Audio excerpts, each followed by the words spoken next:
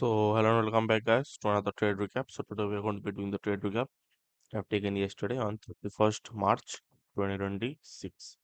So, with this trade, the 2026 first quarter comes to an end, and it has been a great run. Let's see what 2026 quarter 2 has in line for us. So, overall, we have taken around 50 trades in this first quarter from January to March 31st. Yesterday's trade could be avoided, but I decided to take it anyways because it looked nice, and overall the market was also pretty, like, the conditions were pretty nice while I was entering the trade.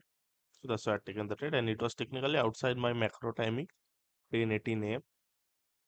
So I will be running through that and just quickly. So overall, I have documented all of the trades I have taken, as you can see by the videos. Only one trade I have not done because this was I was not available for the day, and but I still have the session recording of this day, and this is yesterday, so I'm going to be adding the video today. So yeah, I have shown everything and all of the trades I have taken. Some are private because in some videos I have mentioned everything, like, very details about my strategy. So after I posted that, I thought that maybe it will be a problem. That's why I've shown some of the videos are not posted, but everything, if you just say any take any random video, I have posted everything. You see all of the trades here. This is the trade of at 19th January, 2 months ago. So let's see another. Let's see this. See every all of the trades I've posted 9th February. So yeah, like, I'm very transparent with everything. I have shown everything, all the execution as well. Some execution I have not shown, but I have, believe me, whatever trade I have done here, everything I've, like, actually taken in the market in either my funded account or my evaluation account. So yeah, there was the end of Q1. Let's just quickly jump into the last trade recap of this quarter. Okay. So yeah, going on to the day, I had a pretty, so it was a red folder news yesterday, and this eventual decided was this 1 hour gap. If we had closed below this, then we would, I would like to see the market to continue to the downside to eventually take out the relative equal low. There was a relative equal low here, which I, this was the relative equal low, which was the number one priority to for the market to take. Now, yesterday, many people had taken this short. Okay, where is the short? 9:30. Where is 9:30? Let me check. Yeah, 9:30 here. Make many people, like, in Instagram, everyone has taken this shot. I don't know. Like, technically, this is like in my trade, like, after this got inversed, many people have entered just here, based of this,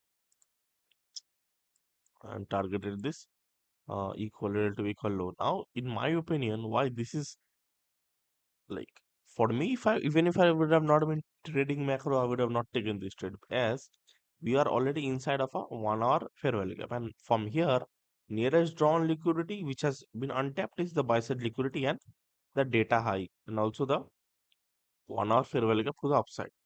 So now from here, until and unless we see this 1 hour break to the downside, very with the displacement, then we can look to target this low. Then we can look to target this low. But since this 1 hour had not been even broken yet, so you cannot just anticipate this entire move, this entire 144 move based off this 1 minute inverse. And some people has also taken 30-second inverse. So after that, I waited for the overall macro to open. The macro had opened here, and we didn't get any opportunity in the macro. Okay. And we did get here, but this is too premium to take an entry, and I have that just avoided the trade. So after that, after the macro had entered, then we got a nice pullback to the 5 minutes. So this was technically sponsored by off of 1 hour event. We took out the nearest strong liquidity, consumer encroachment, data high also we got to get out, previous day data high. Then we came to the 5 minute and give us a nice SMT with a 3 minute inverse. So after we had received everything for the market, just continue to the upside and take out the buy side liquidity and eventually take out the 4 hour gap. But that didn't happen. It came, it gave us SMT here, SMT. Then it gave a nice close of structure. Then I taken my entry over here. Okay, here I taken my entry. So the first entry, but technically it got stopped out before I could put break even. My break even point was this data high. This is my break even point. Okay, but that didn't happen. It just fucking stopped me out. I had taken this trade in my second account, which I had bought Lucid. I'll just show here as well. So yeah, we start the second account with a small loss, 180, 47, $50 something. Let's see how much. Yes, this one yesterday. So this is a account which is going on. With this, I have not taken a trade yesterday. This, as you can see, this is the last trade I had taken on. 330. So this was the trade that I had taken on 330. This was the yesterday's trade. Not yesterday, but day before yesterday's. Trade 30th March 2026. And yeah, then I had bought another account here. So another account I bought, Rhythmic account. In here, I had taken the yesterday's trade. Last round, $150. I should have reached, I opened one lot, but technically I thought that trade was very nice for me to not open two contract. So I had opened two contract. And yeah, that got stopped out. So this is the execution. I'll just show the session recording as well.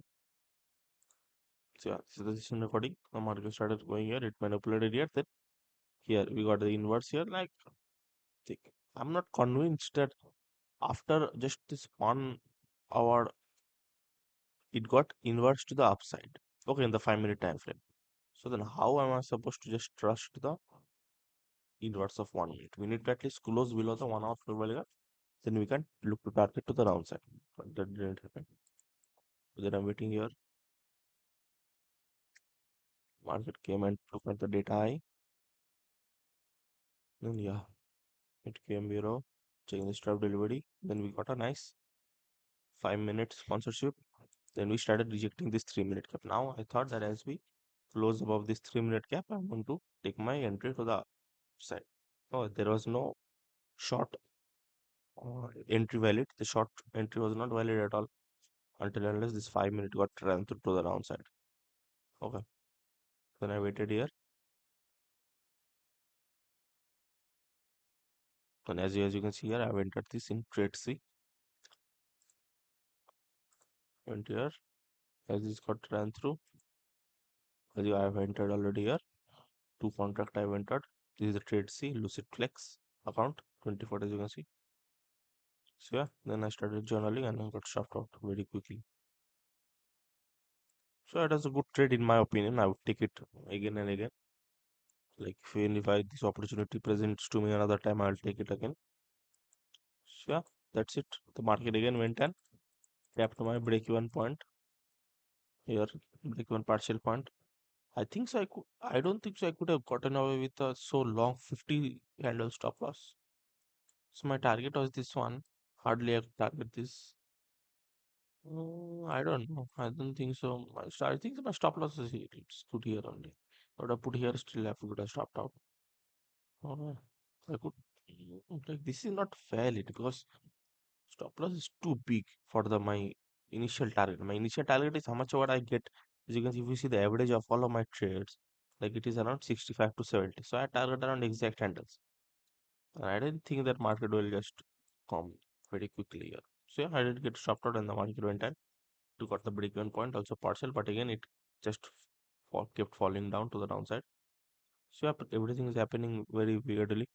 This situation wars and all, and updated here also. Traffic in SL it was good. So yeah, I think so overall we have completed all of the month in very profitable month. Now I think so just I need to double down on my actions, take all of the trades with some amount of risk so you can convert those wins. Okay, because some wins are bound to happen which are continuous. So if I just double down on my wins, then we can see a better target appearing. Okay, so let's see the win rate as well. 66%. Okay, yeah, nice. 66% with the average of 1 is to 1 point 1 is to 2, I'll say, because most of the time I have hit 1 is to 3, 1 is to 2 also. So I just care about how much handles we make on average. and it is around 60-63 handles, which our trade are going in profit in favor. Okay, so yeah, that was the trade recap. Thank you so much guys for watching. Bye bye, take care.